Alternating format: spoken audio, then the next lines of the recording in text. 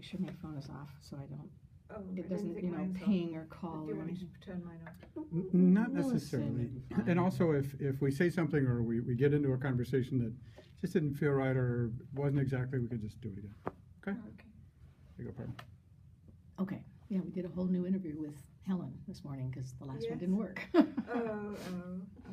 Okay, I know you wrote me this lovely little bit, but I've just been asking people to have on the digital publication, and that is how you came to the labyrinth, or did it come to you?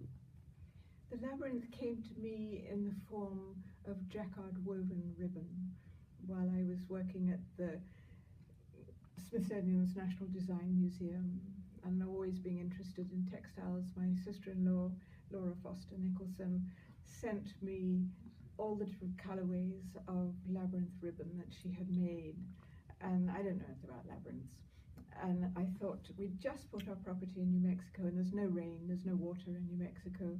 And I looked at the ribbon and thought, perfect garden for New Mexico, it doesn't need water, I'll make one. So I chose one of the 11 patterns, cut it out of the ribbon, pinned it to my gardening glove, and made what I now know is a medieval labyrinth. That's lovely. and then you went on to apply the labyrinth in terms of your horses and I did. How did you I built a few more labyrinths on my land before that because I wanted to know what other labyrinths felt. And when I made my labyrinth, it taught me a lesson. I thought it was just a pretty thing, a nice design. I work in a design museum, but it taught me patience. And so there's something about these labyrinths. And so I made another couple. And then one day I was riding in the mountains because I live at the west entrance to the Gila Wilderness, and I and my horse had been out all day. We were both tired. And so I rode straight across the labyrinth instead of around it, back to the corral. And my tired horse picked up himself and his attention and arched his neck and lifted his feet. And I thought, wonderful training opportunity for a horse. I'll do that tomorrow. And so I jumped on his back the next day and made him follow the horses. I ride trails, so there were lessons I could teach him in the labyrinth also about how to ride trail. And he's become very flexible, very careful. And when he gets to the center, he just relaxes, and his eyes half close, and he starts licking his lips, and he does a big sigh, and he gets labyrinths. And now he walks them by himself. If I let them out to graze in the grasses, he walks them by himself, whereas my funny little horse just goes, of course, I think I'll eat that bit of grass, plonk, plonk, plonk. But he's learning. Now, have you used them as therapy? Oh, yes.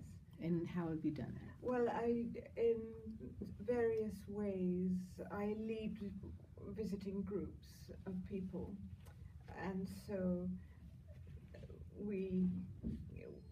I lead them, or I show them, or I tell them there's no wrong way, it's just many right ways, do whatever you like. I teach yoga, so I introduce them to Hasta Mudra's hand yoga that they can do in the labyrinth. We also put a maypole in the middle of one of my labyrinths and dance the maypole, which makes for joyfulness and Beltane, and that happens to be Mother's Day. And I do use my big grey horse, Blake. Nobody else can ride him, he bucks and he's difficult to ride, but he's very calm on the ground. He's huge. He's 16 hands too, and so his withers come up to my head. And so he's a big presence, but a gentle giant. He's just a gentle giant. And one day somebody was in the labyrinth, their body language was all kind of aglae. And so I thought, I think I'll go and get my horse and see if that makes any difference. So I have a mirrored labyrinth, especially for riding lots of horses in. And the woman was one side, and I took my horse into the other side and timed it with her, but I got to the circle first, and she asked permission to come in and said, may I touch the horse? I've never touched a horse. And so I just said, well, hold out your hand and let him sniff you, and he'll know what's happening with you, and then you can just be with him.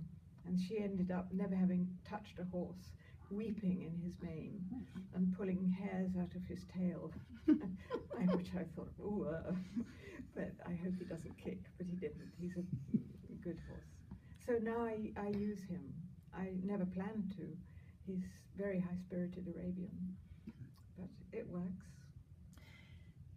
You and your brother hosted the gathering in New Harmony. Yes. Which was I think it's my personal favorite. It was only the second one I went to, but I thought it was just absolutely the most delightful thing I'd ever seen, including the maypole. Yes. In the granary. Yes. And whose idea was it to just tell us all, when you're done walking the maypole, just line up down the stairs? Because there was a concert next morning, and we had to get all the pumpkins out, and there were 160 or more of them. We had to get all the pumpkins out, many more than 160. The pumpkins had to be out that night, and it was already late at night. It was an evening maypole dance. So there'd just been terrible floods where I lived. A river had overflowed and flooded. So I knew all about making sandbags and flower bucket lines. So I just organized everybody into a flower bucket line, and in Indiana, they call it lumping pumpkins, when you have to move pumpkins. So we just unraveled the labyrinth by passing pumpkins down the flower bucket line, and Ben was down in the yard with a truck. So we just trucked. And all of us and we kind sang. We had a song, didn't we? I don't know why Yes, I was we did. laughing so hard, because all of us were going, wait a minute, I didn't know we were doing it. Well, we did. We thought everyone would leave if we told them. You were probably right. And we had a band that played Irish jigs and things. They were a string band upstairs for us to dance the labyrinth to and things. And I said, could you just play jigs that keep people moving? Just keep them moving, make time with the pumpkins, and the pumpkins will make time with you. It worked. It was brilliant, and we all loved it. We had a great time. Yes, the photographs are nice, smiling faces. Another thing I remember about that gathering was the horse labyrinth that you built Yes. out in the arena. Yes. Can you tell me about that? That is a story. Is it all right to tell you a story? Of course. That's what we're here for. We love stories. When Ben, my brother, and I realized that we were expected to manage the gathering was a year hence, and I had been asked by TLS to do a half-day horse workshop. So I said, well, I'm not bringing my horse. I need to find a horse. So we contacted the local saddle club, and Ben said, well, my sister's coming. She needs to borrow a horse to ride in a labyrinth. And they said, well, can she ride? What's a labyrinth? So I flew up, and they brought 4 horses for me to ride to prove I could ride. And we built them, we laid them a chalk classic labyrinth, and then I rode each of their horses into the labyrinth. And they're very excellent riders, so they immediately saw the value of this, the flexibility and the attention and the calm in the middle. And so they got on their cell phones and they called all their friends. So in the end we had 24 horses and 18 riders. And Ben and I both knew of the Etruscan vase with this, which depicts the siege of Troy around it, and the 2 warriors bringing Aeneas out of the labyrinthine walls as a classic labyrinth, and 2 warriors coming out. And Ben and I knew that image. And we also knew that in Virgil's Aeneid, he describes the game of Troy, where there's a historic reenactment of the siege of Troy, and very flowering language. And Ben and I looked at each other and said, should we do a reenactment of the siege of Troy? I wonder if they will. So we asked them if they do that, and they didn't know what we were talking about. And they said, oh, for sure, we just need to train. So we said, well, we need to figure out what we're going to do.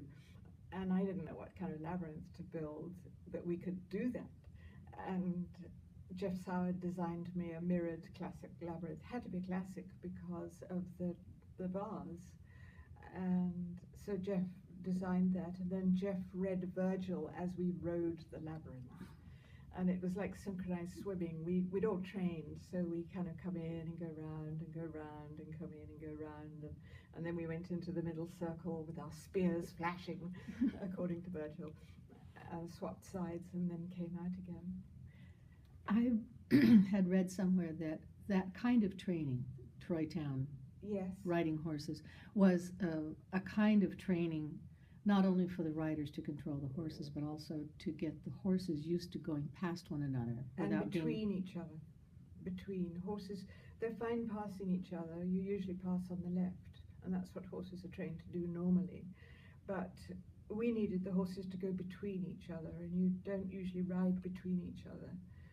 So the horses had somebody coming at them from each side, and we had to make the paths of the labyrinth wide enough, A, for our horse, our legs, and our fenders, and B, so the horses weren't freaked out. So we made 48-inch wide paths so that there was room for horses to pass and intertwine and so on. Mm-hmm. I didn't go to the workshop. I'll have to admit, horses mostly terrify me, so you can talk me out of that sometime. You come visit. When I come and visit, yes. But there was, I remember standing on a hill and watching down below. There was a young girl. Do you remember her? She was on crutches. Yes. Can you tell us what that was about? I do remember her a bit. Didn't Jeff take her? He had his bicycle, and she was... No, I do remember. One of the young girls in the riding team saw this girl on crutches and lifted her up onto the horse, onto her horse, and led her round the labyrinth. That was beautiful, wasn't it? Yes. Oh, we were all in tears on them. Yes. Because she was so excited. Yes, She was yes. so excited. I've made a movie about horses being used therapeutically in a labyrinth. There's a couple of places I've been to, and one of the places I went to film was working with people with physical disabilities riding the horses. Another place I went to was working with people with mental difficulties or something wrong, and they were leading the horses around. One of the people I filmed had been incarcerated, and they had matched her up with an abused horse who was terrified of everything. And by the time we got there, she'd worked with the horse for 2 years, and she could ride him without a saddle and bridle. And it took the horse almost all of that 2 years to have the courage to come out of the labyrinth. And so she had started riding him in a halter, at any rate, outside the labyrinth. It was beautiful to watch both of them. The recovery was amazing. So the horse would ride in the labyrinth but wouldn't exit it? It felt safe. It was too frightened to come out. You had to give it carrots so that it would follow to come out. Once it had gone in, it just didn't want to leave. That's lovely. So, yes. So this is my time. I always ask this question, and she's heard it 7 times in the last 2 days. And that is, oftentimes when we part, we reflect back and we go, oh, I wish I would have said, or I wish we would have asked. So this is our chance to take a second and think about that, remembering that this interview or portions of it will make it into the 20th anniversary book. Mm-hmm. So if there's anything else you want to share or offer at this time, now is the time. There's so much.